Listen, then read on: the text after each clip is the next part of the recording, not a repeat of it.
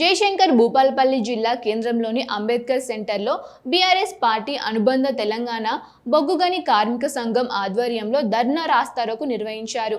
ఈ కార్యక్రమంలో మాజీ ఎమ్మెల్యే గాండ్ర వెంకటరమణారెడ్డి, టీబీజీకేఎస్ నాయకులు మిరియాల రాజిరెడ్డి, జిల్లా అధ్యక్షురాలు గాండ్ర జ్యోతి, పార్టీ శ్రేణులు తదితరులు పాల్గొన్నారు। ఈ సందర్భంగా సీఎం రేవంత్ రెడ్డి దిష్టిబొమ్మను దహనం చేశారు। అనంతరం మాజీ ఎమ్మెల్యే గాండ్ర మాట్లాడుతూ సింగరేణిలో మెడికల్ బోర్డును పునరుద్ధరించి డిపెండెంట్ కార్మికులకు ఉద్యోగాలు ఇవ్వాలని, సింగరేణి రాష్ట్ర ప్రభుత్వం బకాయి ఉన్న 51,000 కోట్ల రూపాయలను ఇవ్వాలని డిమాండ్ చేస్తున్నారు।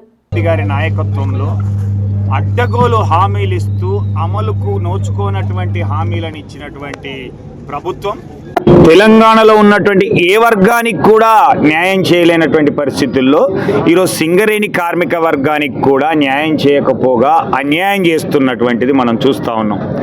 అసెంబ్లీ సాక్షిగా మాట్లాడినటువంటి బట్టి విక్రమార్క గారు మాట్లాడినటువంటి విషయాన్ని చూసినట్లయితే సింగరేణిలో ఈరోజు మెడికల్ బోర్డు నిర్వహణ అనేటువంటిది జరుగుతుందా, జరిగితే ఎన్ని రోజులకు ఒక్కసారి జరుగుతుంది, ఏ మాత్రం అన్ఫిట్ అవుతారు అనేటువంటిది ఒక సందేహం వచ్చింది।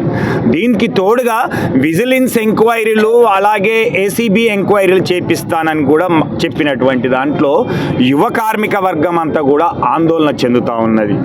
మార్చి 21, 2025 జరిగినటువంటి మెడికల్ బోర్డు సంవత్సర కాలం ముగిసినప్పటికి కూడా ఇప్పటి వరకు మెడికల్ బోర్డు నిర్వహించలేదు।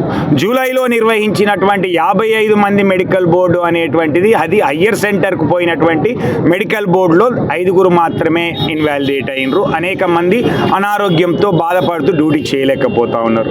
అలాగే నవంబర్లో జరిగినటువంటి మెడికల్ బోర్డులో 229 మందిని పిలిస్తే 24 మంది మాత్రమే ఇన్వాలిడేట్ అయ్యి అనేక మంది ఓపెన్ హార్ట్ సర్జరీ అయినటువంటి వాళ్ళు అయితేంది, అలాగే కిడ్నీకి సంబంధించింది, నరాలకు సంబంధించింది, మెదడుకు సంబంధించిన కాళ్ళు లేనతోడు, కన్ను చూపు లేనటువంటి వాళ్ళు, చెవులు వినబడినటువంటి వాళ్ళను కూడా ఫిట్ ఫర్ సేమ్ డ్యూటీ ఇవ్వడం వల్ల వాళ్ళు ఇప్పటికి కూడా విధులు నిర్వహించలేనటువంటి, వాళ్ళ పనులు కూడా పనిచేసుకోలేనటువంటి పరిస్థితి। ఈ సందర్భంగా హైకోర్టు కూడా ఒక ఉత్తర్వు ఇచ్చింది, మానవీయ కోణంతో చూడాలి తప్పితే సింగరేణి కార్మికుల యొక్క పని ప్రదేశాలలో ఉన్నటువంటి ఇబ్బందులన్నిటి కూడా గ్రహించి మీరు చేయాల్సినటువంటి మెడికల్ బోర్డు నిర్వహణ అనేది చెయ్యాలి అని చెప్పినప్పటికి కూడా ఈరోజు కాంగ్రెస్ ప్రభుత్వం మెడికల్ బోర్డులో ఏదో అవినీతి జరిగింది, అధికంగా జరిగింది గత 10 సంవత్సరాల్లో అనేటువంటి ఉద్దేశంతో చేస్తున్నటువంటిది। ఇక్కడ ఒక యూనియన్ వాళ్ళు, ఒక రాజకీయ పార్టీ నాయకులు చెప్తున్నారు వాళ్ళ ఒలువల కొట్టాలి, వాళ్ళకు బుద్ధి చెప్పాలని చెప్పినావు। ఇప్పుడు నిన్న నీ మంత్రి, నీ ఉప ముఖ్యమంత్రి, ఈ శాఖకు మంత్రిగా ఉన్నటువంటి బట్టి విక్రమార్క ఏం చెప్పిండు?